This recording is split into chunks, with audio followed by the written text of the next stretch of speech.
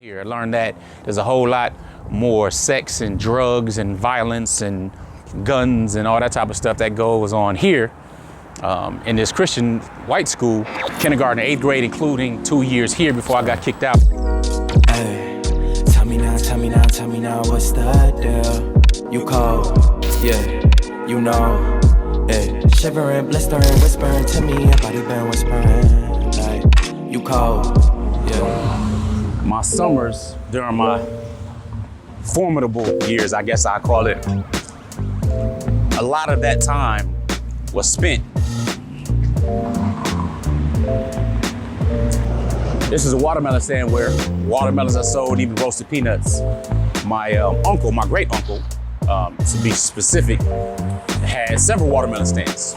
So here in the city, he had his truck parked at different places in the city, but also in the city, meaning Chicago, he had several different places in watermelon stands. So I started here when I was about 13, unloading from an 80,000 pound load of a semi-trailer of watermelons.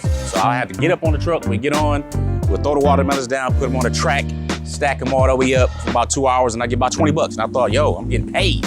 First of all, I was 13, so I was a pretty small guy. And getting 20, 25, 30 pound watermelons and getting them, they wear on you, but they also build you up pretty quick too. So that was some serious work.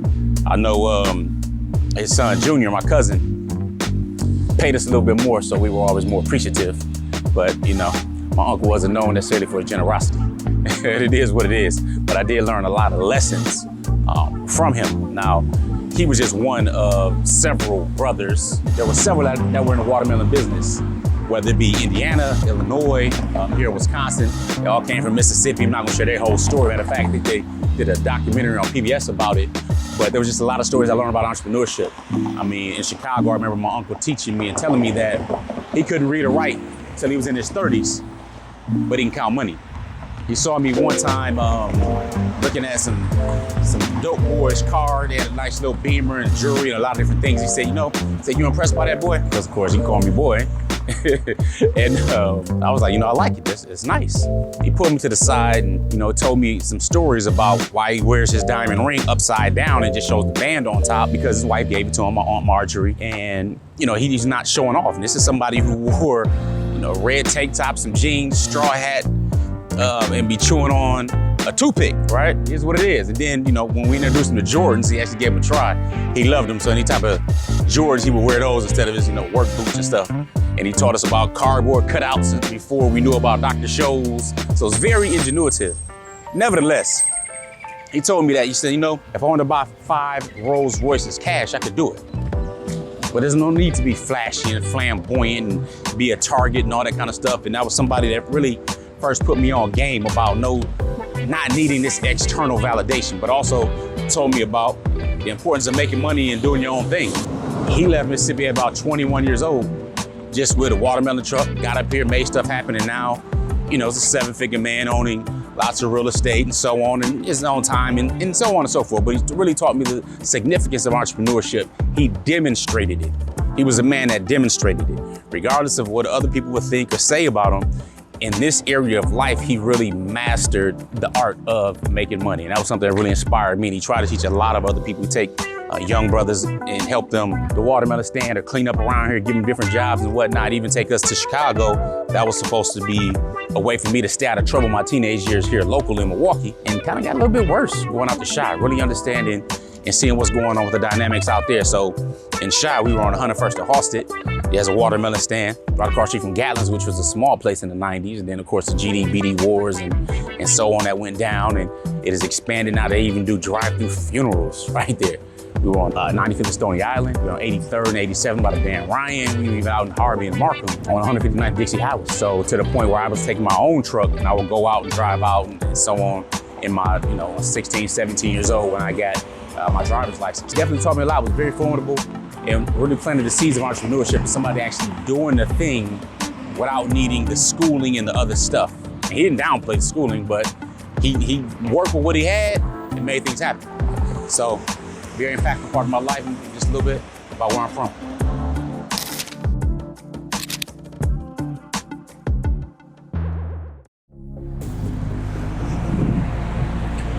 So It was about right here after getting off of a bus stop just right around this corner that I walked to my first day of high school back in 1990, late August 1990, right?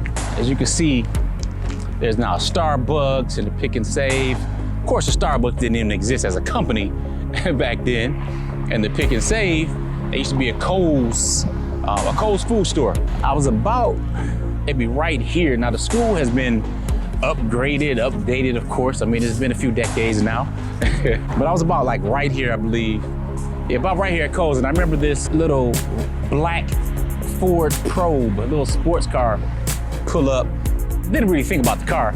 All I knew was this girl got out and wearing this little red outfit with these gold buttons and like red shorts and all that, and was just gorgeous, right? I'm, 14, budding little mustache, none of this at all. And I was like, she fine. And then, 5 years later, I married her. Y'all know where's Coach Fat. It's where we met back in 90. Of course, I wasn't chasing her at all. So I approached her and, she did what I consider a rejection, so I left her alone, but thankfully, she came back to me with all of her information. I like to joke about that, but yeah, so now they have the Todd Weir Fine Arts Center. Wow, all of this stuff is upgraded. The main entrance still seems to be the main entrance over here, but there was a lot of stuff that happened in school, a lot of things that I learned and realized. It was a predominantly white school, Christian Lutheran school. So we had our religious classes daily. Like I said, I was born and raised into a Christian family. Kindergarten, 8th grade, including 2 years here before I got kicked out for, bad behaviors, just something else. Like this whole part amazes me because there was a hill that used to go down here. Because I remember carrying Coach Fatima once and slipping and falling down the hill like I just couldn't handle it. It was real janky. But I learned a whole lot here. I learned that there's a whole lot more sex and drugs and violence and guns and all that type of stuff that goes on here in this Christian white school than ever had happened at any public schools that I've seen. But yet the public schools were the schools with the metal detectors. And of course, there's a lot of white supremacy. A lot of that is encouraged and, just glossed over and looked over without much of an issue. And you recognize different predatory teachers that existed. Some of them were kind of good. There were a few good teachers. Matter of fact, I think Mr. Metzger was a teacher of mine, English teacher, who encouraged me to write after seeing a short story, and that kind of still stuck with me even to this day. So English teachers and stuff like that. It's just a lot of stuff going on. Of course, I was number 34, consider myself trying to emulate sweetness or Walter Payton as a running back and a middle linebacker out here, but a lot of experience. I had probably about 5 or 6 different concussions back then, just playing football and doing the thing. But it was an experience. It was an experience. So, best thing I got out of here, though, and I let people know, is keyboarding. Learn how to type really well, and of course, my wife, Coach Fatima. So. Yeah, that's where that story began. Now, over 30 years ago. Wow, yeah, over 30 years ago. Far more than half my life. So with that being said, that's where I'm from.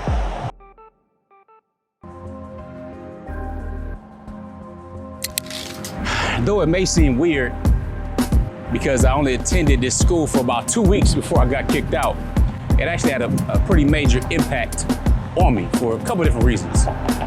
So, Washington High School. Prior to this, I was going to Wisconsin Lutheran High School, also known as Wisco. But I came here about 2 weeks.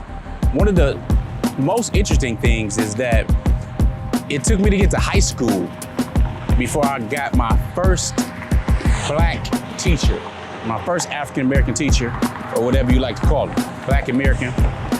So, and he was my favorite teacher of all time. And again, I only attended school for 2 weeks at African American Studies. I forget his name, but was a great teacher. Nevertheless, I got kicked out after 2 weeks, which pretty much was a blessing. What did I do, you ask? You wonder? I end up, I had a BB gun in my backpack and stuff like that. Somebody told on me, and it is what it is. I mean, again, I was in a different place in my life at that time. This was what, back in 92? Yep, 1992, back in the 1900s. So, and I'm pretty glad that I did, because at that age, I was hormones bustling. I'm in a school with young women I'm attracted to. Like Wisconsin Lutheran, there wasn't much to choose from. I'm a man that likes beautiful black women. So Wisconsin Lutheran, there was no temptations. You know, I already had the baddest chick in the school, period. And, you know, married her a few years later. But again, that's another story. Nevertheless, it was a good thing that got kicked out during that time and started questioning a whole lot of stuff in my life at that point, especially my behaviors and, you know, why I did different things and why many of my friends did as well. But just for those 2 weeks, made a pretty big impact on my life. So that's why I chose to stop here. One of the funny things too is that when my mother enrolled me in Washington High School after I was being kicked out of the other school, she put me down as white. Which is quite surprising, because one of our teachers were looking at me a little different. But that's when I first learned that Puerto Ricans are classified as white.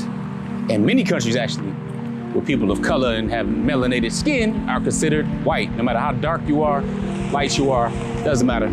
But Puerto Ricans are considered white. So when a person asks me, one teacher asked me, she's like, "Are you Puerto Rican?" I'm like, "Yeah, you know, my mother's Puerto Rican. You Boricua." It's like, "Oh, okay." Then I understood under the whole race category what that meant, because they weren't accepting anymore black students, I guess. You know, that's what likely the reason my mother put that. So it is what it is. Predominantly black school.